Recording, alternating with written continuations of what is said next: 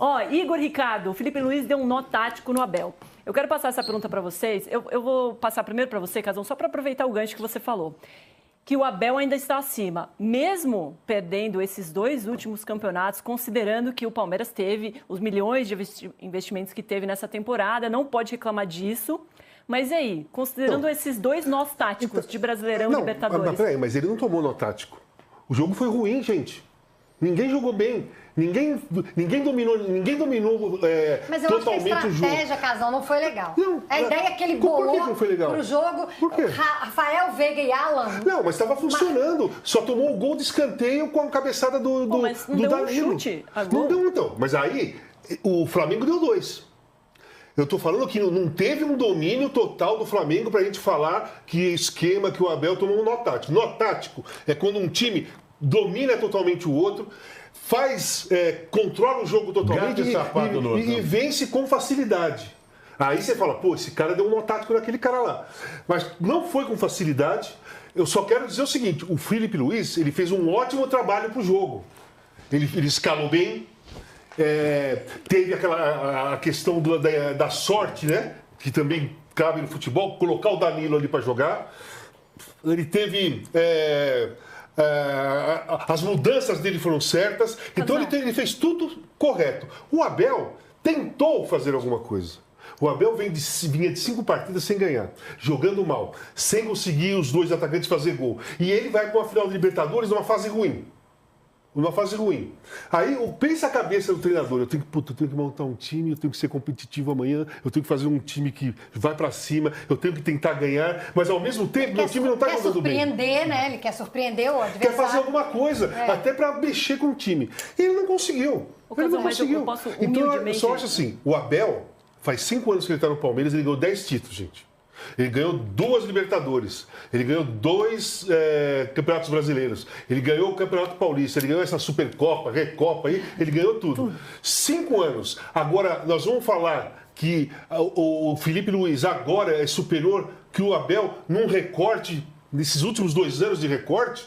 Não, eu não acho. Eu acho que o Felipe Luiz, ele está no caminho para se transformar no melhor treinador que trabalha no Brasil sendo brasileiro. Melhor treinador brasileiro, eu já acho que ele é. Eu já acho que ele é o melhor treinador brasileiro, por ser jovem, pela escola que tem, pela cabeça que tem. Mas agora ele tem que se firmar. Ele está há 1 ano. O Abel está 5, gente. O Abel ficou 5 anos ganhando títulos direto. O Felipe Luiz está no caminho certo. Mas se eu for escolher assim, vamos falar assim, se escolhe um treinador para o seu time hoje, eu escolho o Felipe Luiz. Porque ele é o treinador do momento. Mas se o cara falar para você, escolhe um treinador que tem mais história, que você vai confiar mais, que o jogo vai dar sucesso.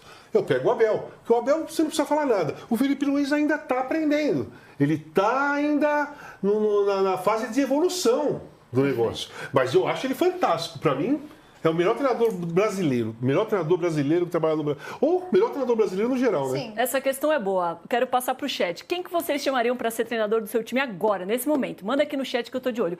Fabíola, a questão do nó tático, eu discordo um pouquinho de você, Casão, porque eu acho que é uma final que todo mundo sabia que ia ser decidida nos detalhes. Os 2 treinadores falaram a mesma coisa nas coletivas, né? Os 2 times se conhecem muito, sabiam todo o trabalho, sabiam as peças que tinham. E aí, no detalhe, o Palmeiras não conseguir chutar gol. A defesa do Flamengo foi a menos vazada da Libertadores inteira. O que o treinador tem a ver com isso? Ele não conseguiu destravar esse não, mas aí o cara pega a bola. O que ele tem? Qual é a responsabilidade dele? Se você rola a bola pro Andrés Pereira na entrada da área, ele domina, vira pra cá e devolve pro cara lá.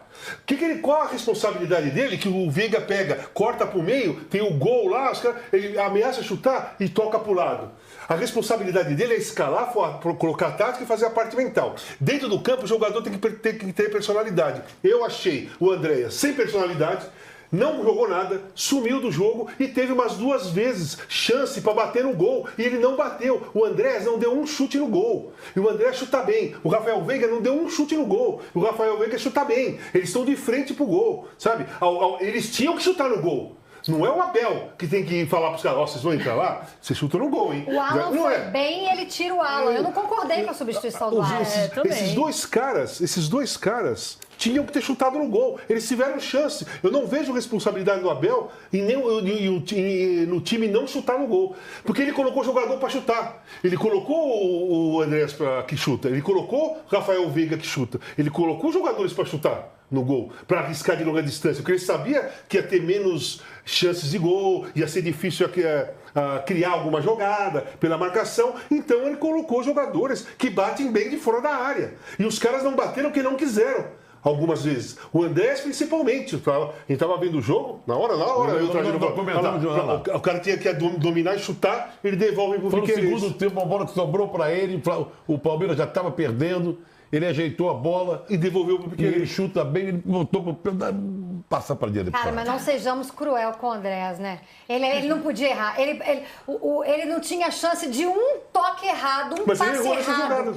Então, mas assim, chutar no gol errado. Não, mas você entende assim, ele não ia arriscar, ele ia se jogar ali. Tava 1-0 pro Flamengo. Vai acabar o jogo. Ele pega a bola na entrada da área, tá aqui. Ele bate bem na bola, ele bate forte, ele bate preciso, ele coloca efeito na bola, ele tem que chutar no gol. Mas o peso dele era muito grande. Ah, mas não pá. Então fala assim, ó, Abel, o peso vai ser muito grande, eu não vou jogar. Não. Porque entrou em campo, tem que jogar. Alicia. Entrou em campo, tem que jogar. Foi um nó tático ou não foi? Não foi, Domi. Eu tô com um casão nessa. O nó tático a gente pode até argumentar nas outras partidas entre Palmeiras e Flamengo, em que o Palmeiras foi para cima e acabou tomando gols em erros individuais, mas optou por jogar com as linhas mais altas. Dessa vez, não. O Flamengo também jogou muito pouco, né? O Palmeiras fez o que talvez fosse a sua tarefa mais difícil. Se a gente olhar, né, defensiva e ofensivamente, a tarefa mais difícil era conseguir marcar o Flamengo. O Arrascaeta, que foi eleito, inclusive, né, o herói do torneio, o melhor jogador da Libertadores, e para mim é há muitos anos, quando está bem fisicamente, o melhor jogador em atividade no Brasil, o Arrascaeta não jogou pouquíssimo. As duas vezes que ele conseguiu ter a bola, o Flamengo quase marca, porque ele é muito perigoso. E o Palmeiras conseguiu marcar, né? Volto a dizer, o Fux fez uma grande partida, mesmo depois de ter tomado a butinada pela qual o Pulgar não foi expulso. O Gomes também, né? O Murilo errou e aí o Gomes foi lá e salvou. O Palmeiras conseguiu se defender de um time do qual é muito difícil se defender. A questão é que faltou recurso para o Abel, faltaram peças para o Abel conseguir montar um time que fosse defender e atacar e conseguir criar.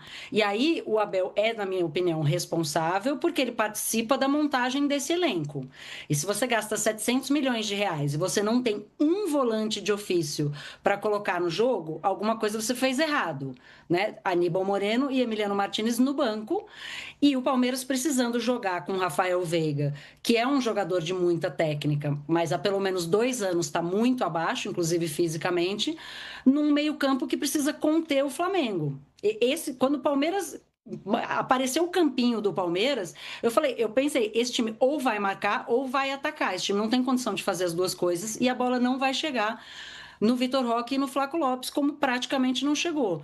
Então, a culpa que eu coloco no Abel, a responsabilidade que eu coloco no Abel é junto com a diretoria de futebol e a presidência do Palmeiras pela montagem do elenco. No jogo hoje, eu não acho que ele foi especialmente mal. E nem acho que o Felipe Luiz foi especialmente bem. Eu acho que ficou um jogo muito travado com os nervos dos próprios atletas. E aí, de novo, concordo com o Casão. Tem alguns momentos da partida em que o jogador tem oportunidade de chutar e não chuta, chuta mal, e aí não dá para botar tudo na conta do treinador. Então, hoje, eu acho que foi uma partida muito equilibrada, né, com um sarrafo bem baixo. Nenhum dos dois times jogou bem. O Flamengo teve mais eficiência, teve uma bola e, né, matou o jogo. O futebol é assim, basta uma bola entrar e você resolve a partida. Mas esse jogo especificamente não acho. E vamos lembrar, o Flamengo não fez uma grande Libertadores. O Flamengo está fazendo um grandíssimo Campeonato Brasileiro. Mas o Flamengo teve dificuldade já desde a fase de grupos, teve dificuldade com Estudiantes, teve dificuldades com Racing. O Flamengo foi chegando meio aos trancos e barrancos. Só que é isso, o Flamengo tem muito elenco. E aí, na hora que o negócio aperta, tem de onde tirar. Você perde o Pedro, tem de onde tirar. Você perde o Léo Ortiz, você tem de onde tirar. Você olha para o banco, o Flamengo podia botar o Cebolinha, o Luiz Araújo, né? Colocou até o Juninho hoje, surpreendentemente, mas o Palmeiras ia botar quem para resolver o jogo? O Bruno Rodrigues, gente, com todo respeito, assim, não tem. O Sousa, Facundo Torres, são todas contratações que não vingaram. Podem ser que vinguem lá na frente, dentro dessa estratégia do Palmeiras de comprar jogadores mais jovens, ao contrário do Flamengo, que traz jogadores prontos, e o Jorginho é um grande exemplo, o Danilo também. Pode ser que daqui 1 ano, 2 anos, eles floresçam e o Palmeiras ganhe a Libertadores de 2026. Mas para 2025, não foi suficiente. Não foi suficiente. Foi por muito pouco. O Palmeiras é vice-campeão da Libertadores, perdendo de 1-0 na final, né? Num gol de bola parada. Mas faltou elenco para o Palmeiras, e aí a responsabilidade do Abel, para mim, Domi, passa por aí e não pela partida de hoje, porque eu, sinceramente, acho que ele não tinha opções melhores no banco para entrar com um time que fosse entregar muito mais do que entregou hoje. Vini Yara falou aqui, concordo com a Alice, a diferença foi o elenco, superior ao do Palmeiras. Veja como o Cebolinha entrou e acabou com o jogo. Foi um ano desastroso para o Palmeiras, né? Pensa bem, o Palmeiras termina o ano vendo o Corinthians sendo campeão paulista. Em cima dele. Em cima dele, né? O brasileiro praticamente perdido em cima dele. Porque ele teve várias vezes na liderança no campeonato, né? Perde eliminado da Copa do Brasil pelo Corinthians. Vai ver a Copa do Brasil pela televisão, que vai ser a última competição do ano. Pode ser até que o Corinthians seja campeão, ou o Cruzeiro seja campeão, porque o Cruzeiro pode terminar o brasileiro na frente do Palmeiras. Sim. Não é? Sim. Então é um ano que não deu certo. Essas contratações, esse dinheiro gasto. Tá certo, o Paulinho se machucou, o outro, o Lucas Evangelista se machucou, não sei o quê. Mas várias contratações citadas aí pela lista não deram certo. E o Flamengo, um time mais experiente, sei lá o quê. Porque também o Flamengo teve seus problemas de elenco. Nós citamos aqui o Pedro, que faz uma... Olha a falta que faz o Pedro. Né? O Plata, que é um bom jogador também, suspenso dessa partida. O Léo Ortiz, que é um bom zagueiro titular, substituído pelo Danilo, que é o herói improvável. Então, o torcedor palmeirense depositou todas as fichas nessa Libertadores. Porque sabia que o brasileiro estava perdido, que vinha a Copa do Brasil aí, o time não está. E, infelizmente, para o torcedor palmeirense, ele está de cabeça desse tamanho, vai ter um final de ano triste, e o corintiano vai poder tirar um sarro do Palmeiras. Porque se o Corinthians começou bem o ano, depois de toda essa tragédia que o Corinthians enfrentou no miolo, né, de presidente destituído, dívidas e mais dívidas. Taxas policiais. Para-policial, o Memphis joga, não joga, joga quando quer. Roubo de uniforme. Ele começou o ano campeão paulista e, quem sabe, pode ser campeão da Copa do Brasil, quem diria? E o Palmeiras assistindo. Posso falar uma coisa só. Tem um jogador que hoje ele está... Com certeza, eu não tenho a mínima dúvida na lista dos 26 jogadores do Ancelotti. É o Danilo. O Danilo hoje, esse gol decidindo a Libertadores... Ele tava, né? Não, ele estava, mas ele entrava no time, saía, ainda estava brigando por uma vaga de 26. Depois que ele decidiu a Libertadores...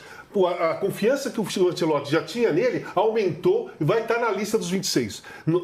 Titular, não. Provavelmente não. Mas na lista dos 26 ele está, porque é um cara de final. Um cara de jogos grandes. Copa do Mundo é jogo grande. Então o treinador quer caras que, assim, olha e fala, o cara decidiu a Libertadores. Eu quero esse cara comigo, entendeu?